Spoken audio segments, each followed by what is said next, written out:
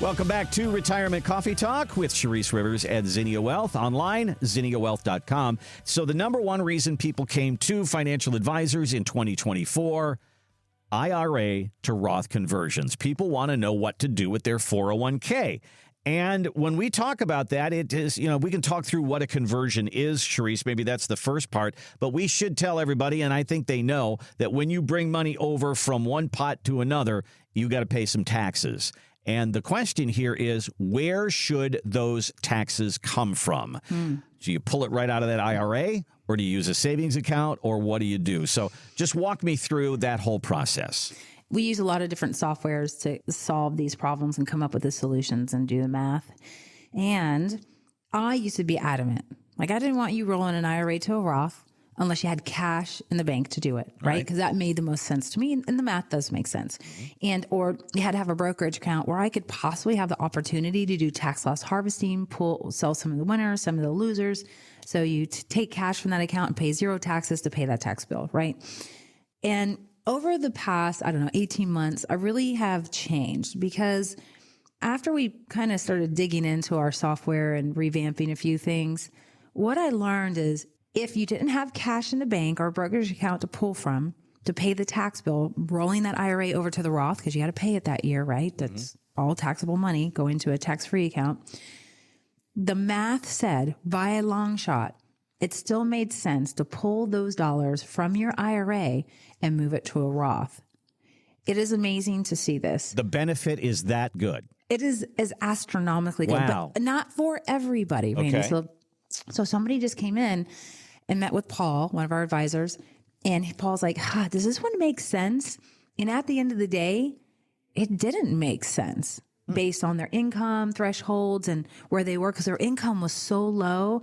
And at the end of the day, we found out that they weren't worried about leaving a tax-free legacy, that we decided to, show it to them. And they said, yeah, you're right. This doesn't make sense. But I will say 8 out of 10 people, it does make sense to roll these IRAs to a Roth.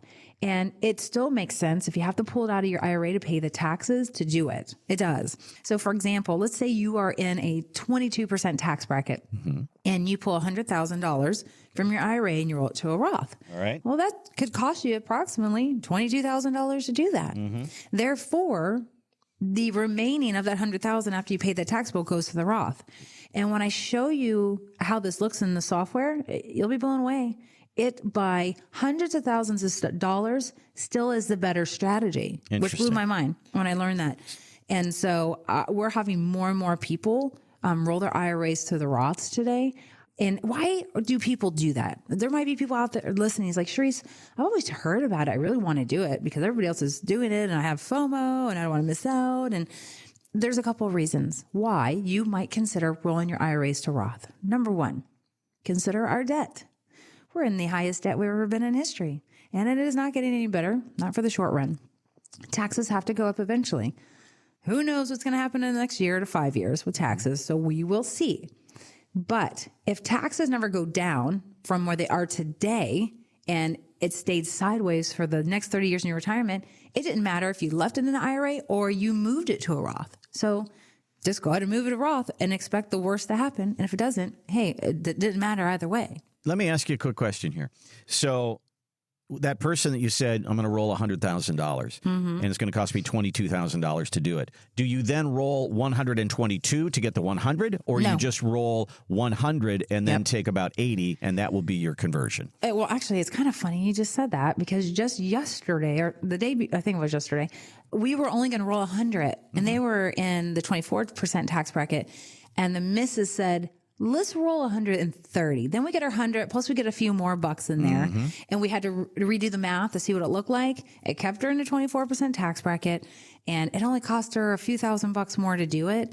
And so, yeah, I just did that. So it's really up to the person. We'll show you based on the math. We always start with 50,000 and we go at 100,000. And then I had a client that did 250,000. The plan is for the next 5 years. So it all depends.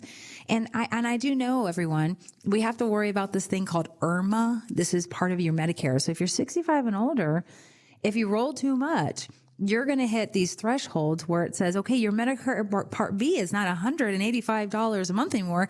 It could be as high as $550 a month because Medicare does a 2-year look back. So if that happened to you this year, your Medicare Part B premium would not go up for 2 more years.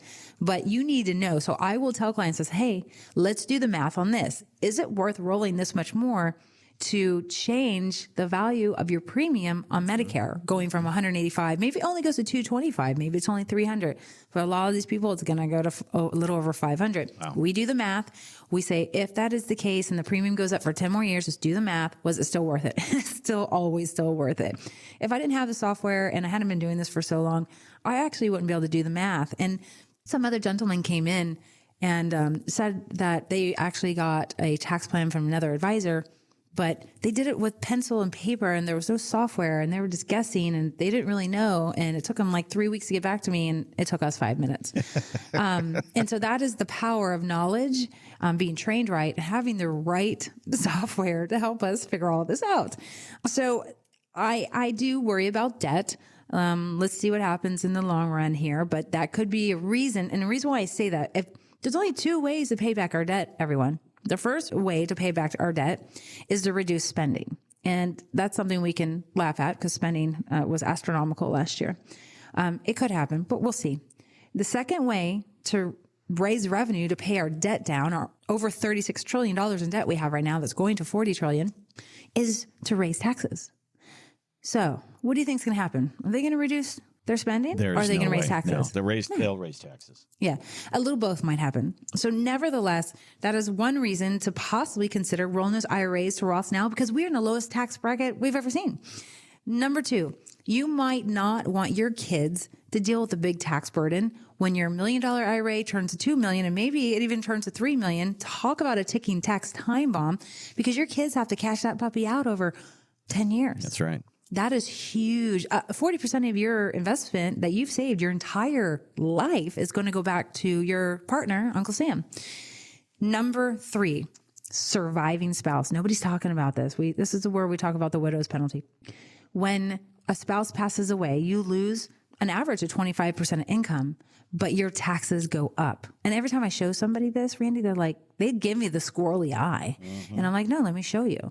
Your thresholds change and your write-offs go down. And on average, the average retiree could be paying $10,000 more a year in taxes if it's at $66,000, $80,000 in income a year that you need. And you're pulling, half of that from an IRA. We have developed a system that makes it very easy to understand and we can bob and weave. But those are 3 reasons to consider rolling your IRAs to a Roth. And if you're younger, by golly, start contributing to a Roth. Well, and if you're getting ready to retire, stop contributing to your 401k, contribute to the Roth 401k. But I will also tell you, sometimes people come in, like somebody just came in, their income was $500,000. I'm like, I'm not going to recommend you guys rolling into your 401k over to a Roth right now, because when you retire, your income's going to be $150,000. That would be the prime time probably to do it. So again, not everything's cookie cutter. Not everything's going to be exactly what we see on radio, but we are going to dial into your personal situation and your household and your economy that you live in. And we'll do our best. Well, an IRA to Roth conversion, 401k to Roth conversion is one of the number one things people sought out financial advisors for in 2024. It's probably a question that you're wondering about as well. As Cherise says, every single show, let's do the math. Let's do the math on your retirement and see if it's an idea for you.